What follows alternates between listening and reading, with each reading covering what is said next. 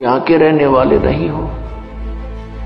तुम सतलोक में रहा करते थे, जैसे कोई कीट कीड़ा और नमक की बोरी में गिर जाता है और वहां वो उस नमक की बोरी में और टेस्ट ढूंढता है बुरा वाला, कभी नहीं मिल सकता, सपने में भी नहीं हो सकता। आज हम इस नमक की बोरी में पड़े हैं और हम बुरा का टेस्ट ढूंढ रहे हैं। बुरा का टेस्ट तो पुण्यात्माओं बुरा की बोरी में ही मिलेगा।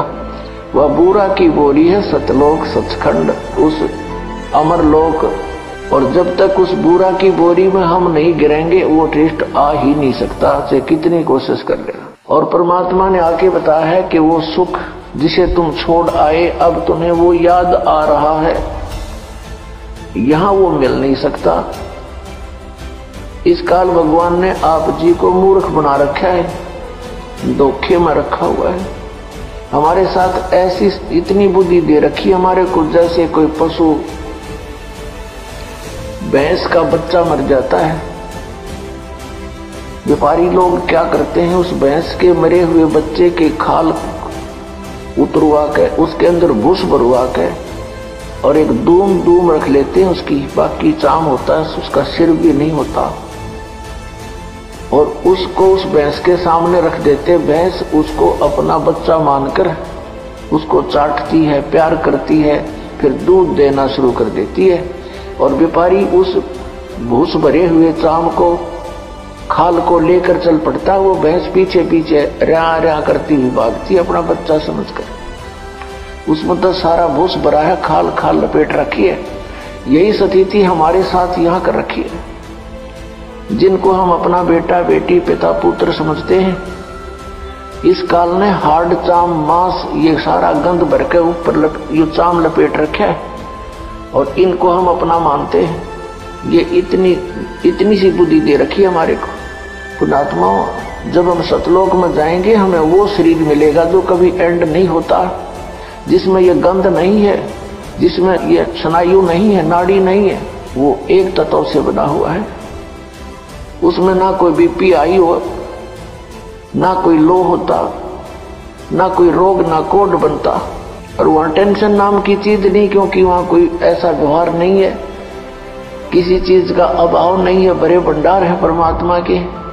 सतलोक के अंदर सब वस्तुएं उपलब्ध रहती हैं, वहां कोई वस्तु खराब नहीं होती। वो ऐसा लोक है, वहां का ऐसा आहार है। जैसे यहां पर एक गंगा दरिया है भारतवर्ष में, गंगा दरिया का जल आप कितने वर्ष तक किसी बोतल में डाल कर रख लो, कभी खराब नहीं होगा। ये एक सैंपल है वहां का, सतलोक से आया हुआ ये जल है।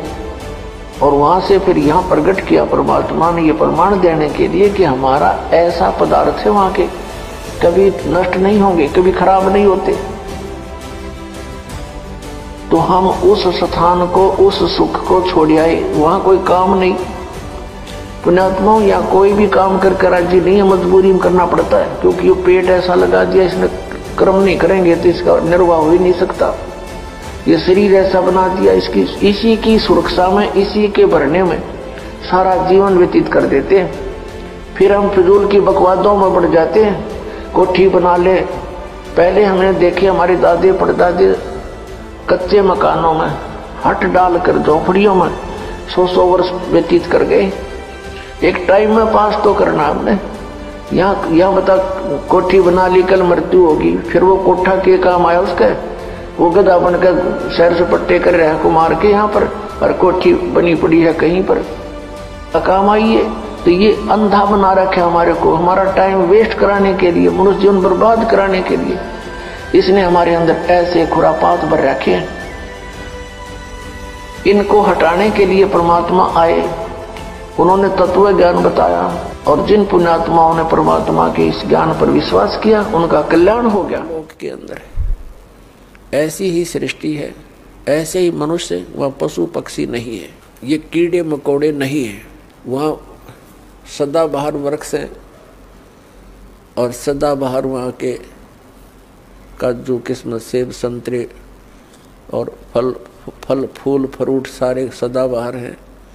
वहां जाने के बाद प्राणी ना वृद्ध होता, ना उसके अंदर उसकी मृत्यु होती। अपने आत्मा यदि हमने वहां जाकर के न्योय धक्के खाने हैं, डोट बनकर घूमना, क्या आनंद होया? वो खाक आनंद है।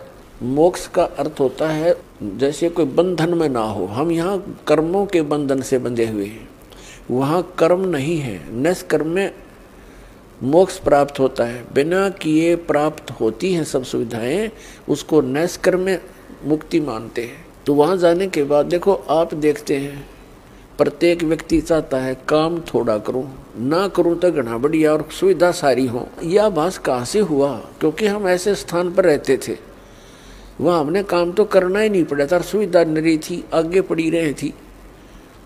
फिर दूसरा कोई बूढ़ा होना नहीं चाहता, वृद्ध अवस्था को कति पसंद नहीं करते, यानी 80 साल तक भी बाल काले करते रहे हैं और दांत कृत्रिम टडवाए ले हैं, अब कुछ बूढ़ा सा ना दिखो हैं। और फिर मृत्यु कोई नहीं चाहता, और दोनों compulsory.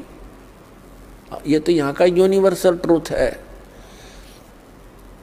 Hard and fast rule है तो इसका कि वृद्ध भी होगा और मृत्यु भी होगी, और हम दोनों पसंद नहीं करते, दोनों कंपलसरी होंगी यहाँ पर। इसी प्रकार कोई काम करना नहीं चाहता। हम उच्च शिक्षा किस लिए प्राप्त करते हैं कि हम कुर्सी पर बैठे दफ्तर के नीचे, नौकर हों, घंटी बजाएं, पानी पिलाओ, चाय लाओ, हैं, काम कुछ नहीं करना पड़े, तनख्वाह मिला गणी ठाठ से रहे। तो ये हमारी प्रवृत्ति जो यहाँ हम एक नकल कर रहे हैं, एक लकीर पीट रहे हैं सतलोक के उस सुख को भूल कर, उसको छोड़कर, और वो वहीं प्राप्त हो सकती है बबूल के पेड़ पर। यदि कोई आम खोज रहा है बबूल के वन में और वहाँ कोई आम ढूंढ रहा है, उस जैसा मूर्ख नहीं। तो हम इस बबूल के वन में, इस काल के लोक में, और वो सुख खोज रहे हैं सतलोक वाले। यहाँ के स्वर्ग महास्वर्ग में भी वो सुख नहीं है। तो वो बातें परमात्मा ने हमें याद दिलाई हैं। तो प्रसंग चल रहा है कि सतलोक के अंदर आपको मनुष्य शरीर मिलेगा।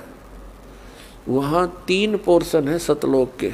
जैसे अपने कैपिटल है, राजधानी है दिल्ली, और दिल्ली एक स्टेट भी है। तो दिल्ली का जो बाह्य दिल्ली है, ग्रामीण क्षेत्र है जो, वो तो समझो बाहर की दिल्ली। फिर बीच का बाजार आ गया, और फिर प्रधानमंत्री यानी अपना सेक्रेटरीट जो राजधानी स्थल है। ऐसे ही वहाँ का विभाजन है। तो बाह्य जो क्षेत्र है कति बाहर के साइड का सतलोक का, उसमें बाग बगीचे, फल, झरने, नदियाँ बह रही है।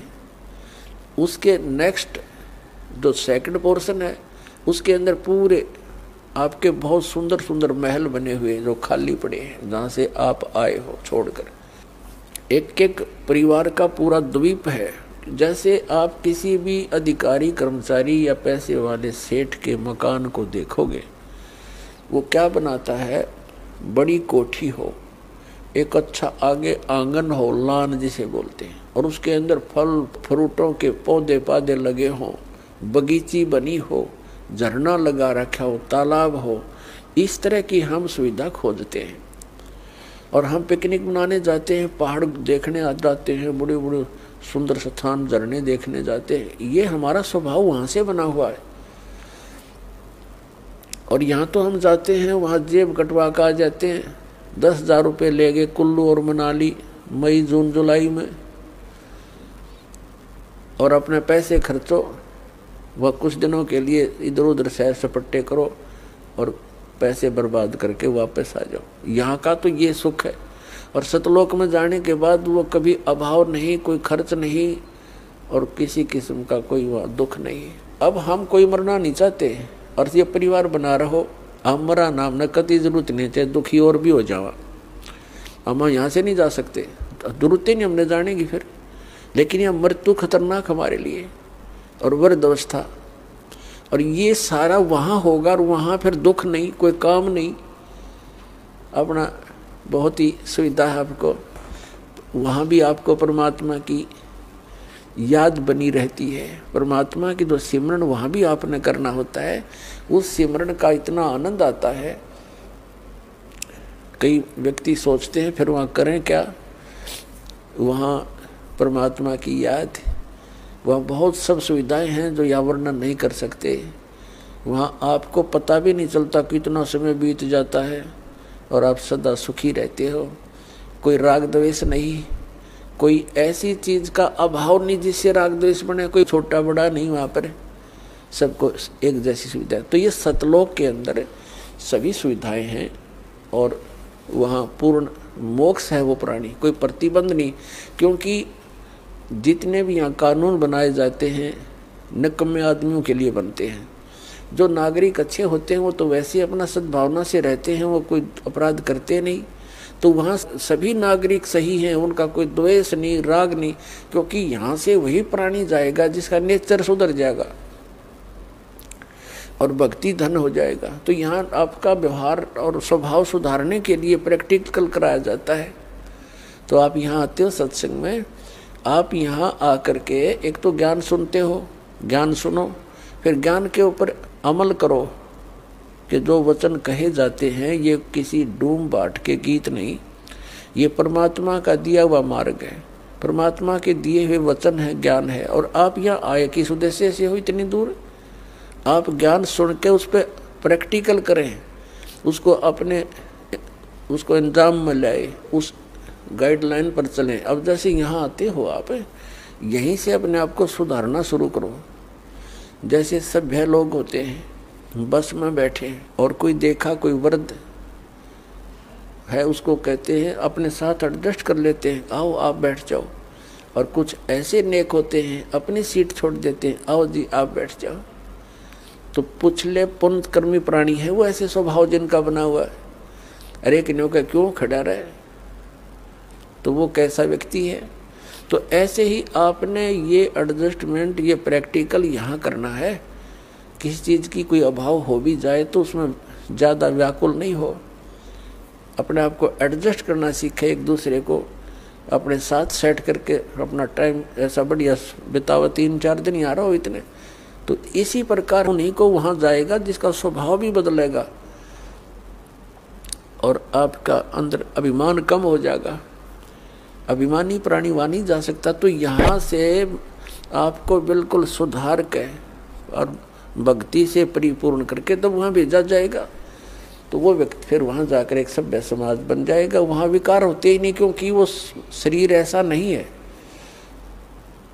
वहाँ विकार नहीं। तो कहने का भाव ये है कि वहाँ जाकर के हमने वो सब सुख प्राप्त होंगे।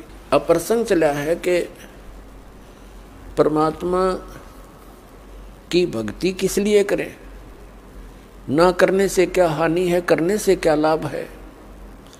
तो क्या बताते हैं कि नर से तीतू पशुआ कीजे, गद्दा बैल बनाई, ये 56 भोग कहाँ मन बोरे, कहीं कुरडी चढ़ने जाई। अब क्या बताते हैं कि जो ये भक्ति नहीं करते और करते हैं तो अपने शास्त्र अनुकूल नहीं करते, पूर्ण परमात्मा की भक्ति शास्त्र अनुकूल नहीं करते, परम संत की खोज नहीं करते, और वो भक्ति करके भी जीवन व्यर्थ कर रहे हैं। क्या बताते हैं कि सुखदेव ने 84 भुगती बना पजावे खरवो, तेरी क्या बुनियाद पुरानी तू पेंडा पंथ पकड़वो हो। ऐसी ही सृष्टि है, ऐसे ही मनुष्य, वह पशु पक्षी नहीं है, ये कीड़े मकोड़े नहीं है।